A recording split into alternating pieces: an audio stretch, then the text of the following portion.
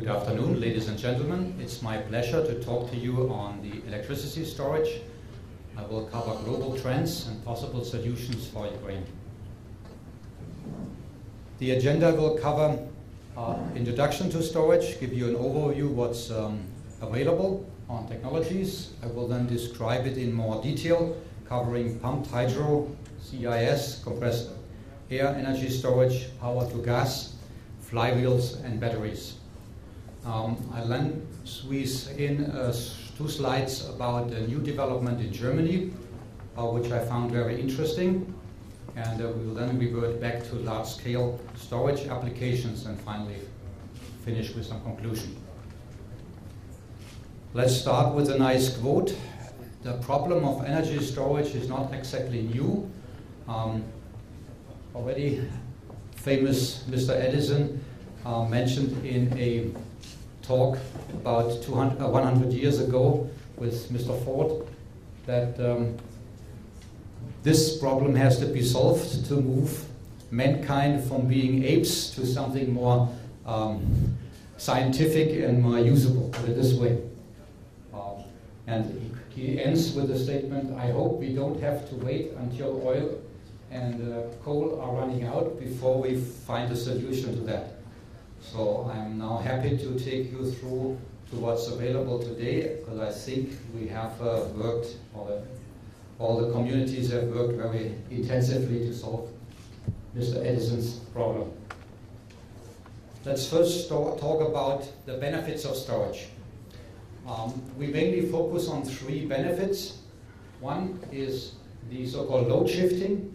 It's indicated in the picture on your lower left. Typically, PV has its maximum output during noontime, but also electricity is needed in the system, in the country, in the households at night, and where there is no sun, unfortunately. So just being able to move the energy collected in daytime and use it at night would be a great advantage for any renewable energy, in this case especially PV. The second part is improving grid quality.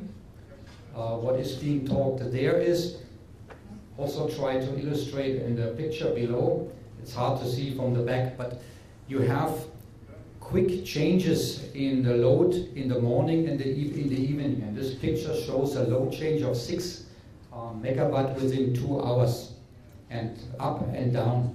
So any system will see a problem in providing these fast changes, and normally it's a problem to control the frequency of your grid. So the ideal storage solution would be a short-term buffer to take up the peak and then release the power later when the peak has faded out. The third dimension I want to mention is energy efficiency. The best picture for that is the Toyota Prius. What we mean with that is when you have a hybrid system, so let's say a local diesel generator, then just add PV and some storage, and you make a nice autonomous system which actually has a lower cost of energy produced than if you would run it with diesel only, especially if you have high cost of diesel in remote areas. So that would be a big advantage for, call it island solution or remote villages, and there are quite some cases now being deployed with this idea. So let's take a view of on available technologies. I'll start with pumped hydro. We all know it. You have 2 levels of reservoirs. If there is excess electricity, you pump water from the lower to the upper reservoir, and when you need electricity, you let it run through a turbine from the upper reservoir down to the lower one. It's very apparent. This has some restrictions. You need this height difference, so you need some geological formations in order to be able to install something like this. But from a technology point of view, it's very mature. It's actually deployed around the world in many cases. Scalability is also good. It's mainly a large-scale system. up to 1 gigawatt. Discharge times typically days to weeks, and the ground cycle efficiency can reach up to 80%, so it's pretty efficient storage. The second technology I want to talk on is compressed air energy storage. That's something more new. It's now being installed in pilot projects. Typically, the best economical case is if you have access to empty caverns, like abandoned or exhausted gas or oil caverns. Also, coal mines would do it if they are airtight. And then you pump air in about 350 atmospheres into these caverns, store it there, and then when you need it, you release it via a simple as a diesel generator. Run off air, not off diesel. Scalability up to 100 megawatt hours today. Today's is the discharge time, and you can get up to 70%. A problem here is when you compress air, it heats up, so you lose energy with that one. And when you expand it again, it cools, so you need to collect energy from the outside. So this is why the efficiency is not as high as with hydro.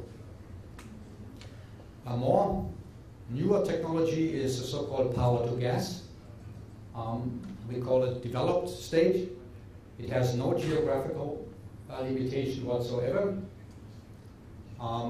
The idea there is to take excess energy, and instead of not using them, you convert this energy, for example, to hydrogen. You can also do synthesized natural gas, and then you feed this, either store this gas, or you feed it directly into the national gas system, which you can use more or less as an infinite storage element. The scalability can go up to several megawatts, and discharge times is again days to weeks. Unfortunately, the efficiency, if you only look on the electricity, is about 20% only.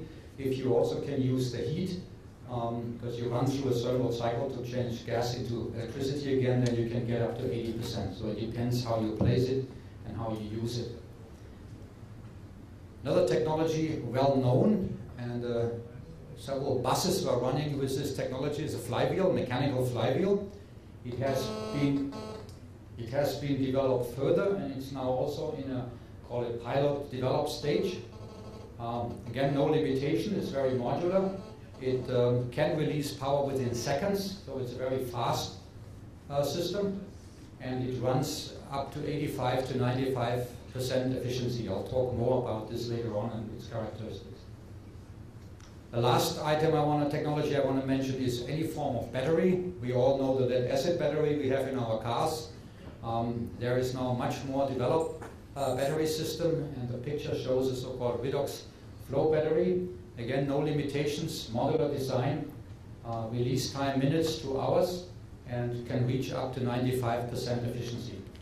So these are the main technologies available today for large-scale storage, and we'll work more on examples later on. So I think this is hard to see, but it should give you a little, I try to describe the picture.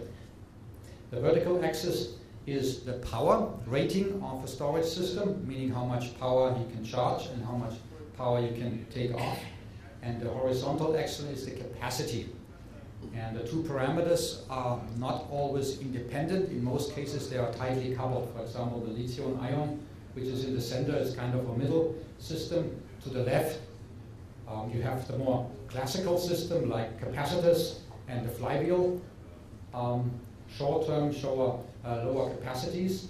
And to the far right, you have the hydrogen, that's natural gas, which can go all the way up to some gigawatt capacities.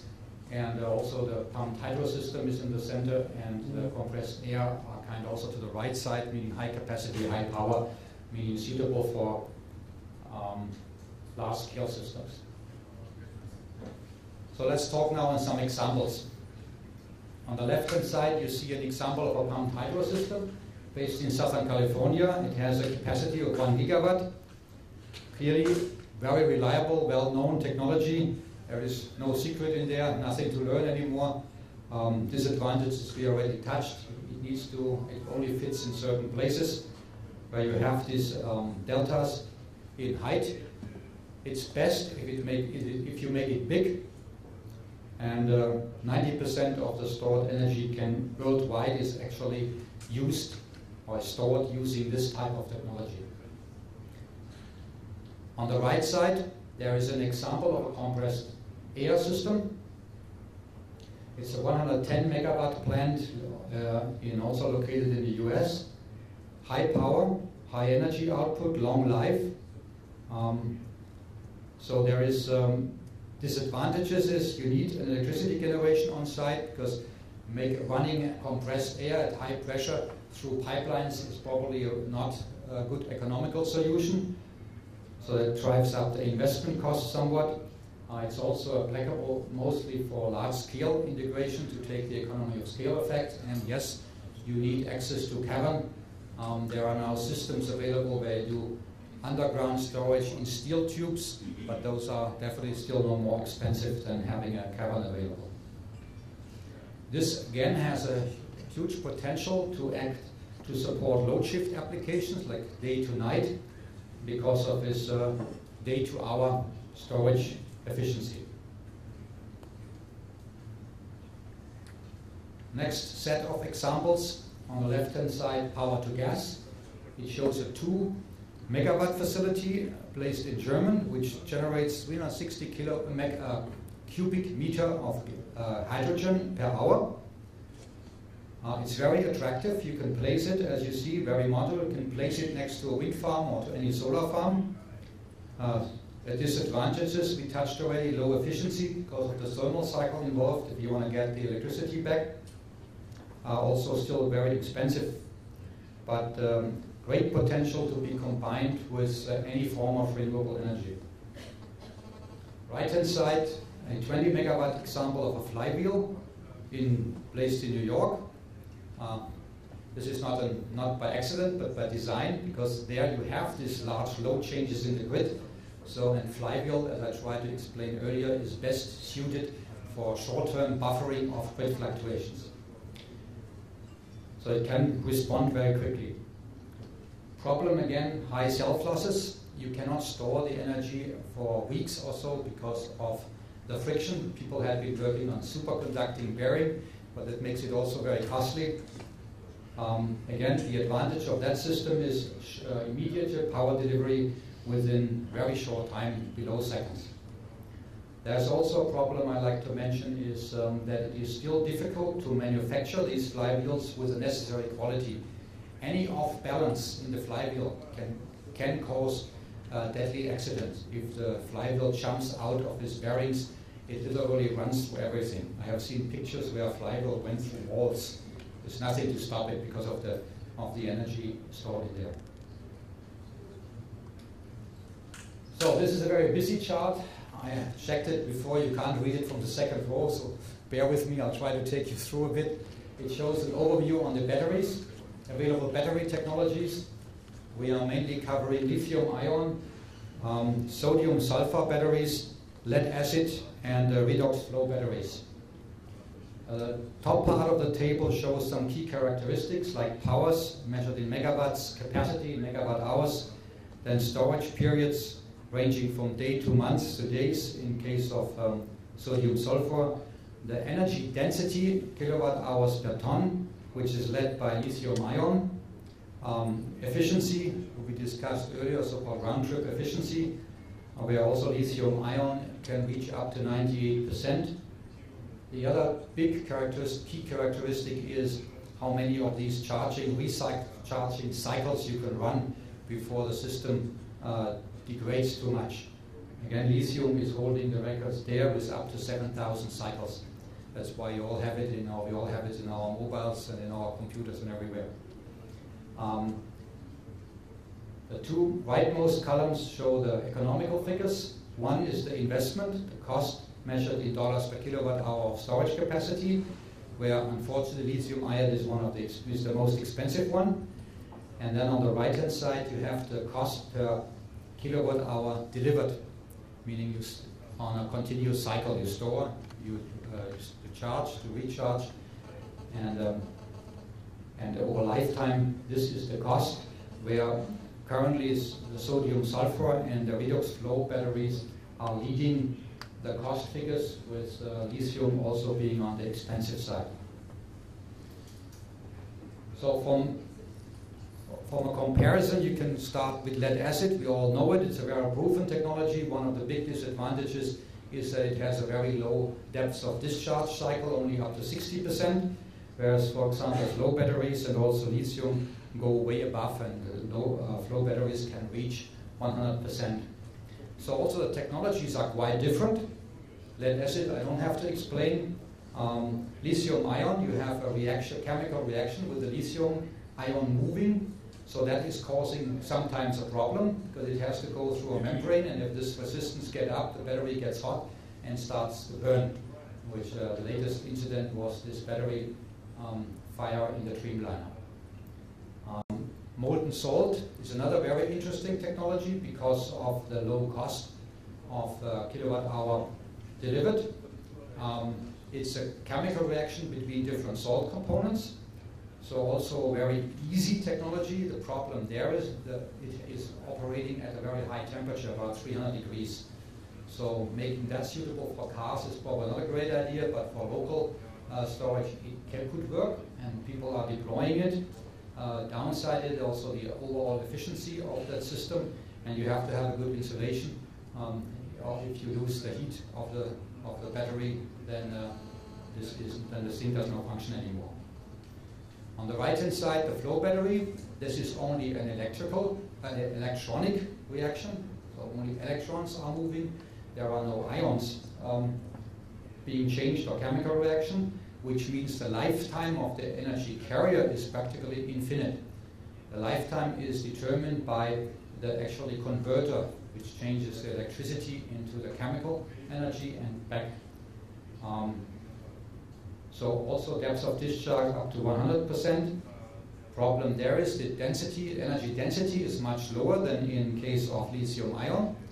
But if you are not space limited, like in a wind park or close to a wind park or in a solar PV installation, then this is the solution to go, especially as you can optimize the power differently from the storage capacity. The storage capacity is just more tanks of the liquid. This chart shows the development of various storage technologies, mainly in this case batteries. On the left side you see the year 2013, where the market is dominated by lead acid and then some lithium ion. Over the next 4 years it is forecasted that lithium ion will get a market share of about 70%, with about 10% from sodium nickel chloride, sodium sulfide, and and the flow battery. So there's quite a change in the storage technology that's going to happen over the next years. So I promised you I spent 2 slides on a nice development which happened in Germany this year. As you know, Germany is a very well-developed PV market. There's about 36 gigawatt of installed PV, and plus an even higher amount in wind. And so the system is now facing quite a few problems. And this is shown in this picture. Let's start with the forecast. On the left-hand side, I need to read you the numbers. So today we have approximately a total capacity of 160 gigawatt, out of which 90 gigawatt are still nuclear and thermal. The rest is already renewable. In about 30-40 years, the amount of renewable will go up to more than 80%. So this needs some major restructuring of the whole energy electricity system, which is shown on the right-hand side. So one simple, clear pillar is increase the transmission lines. We have now a situation that they built big wind parks in the North Sea, so-called offshore wind parks, and the power cannot be delivered to the end users because the capacity of the grid is not there.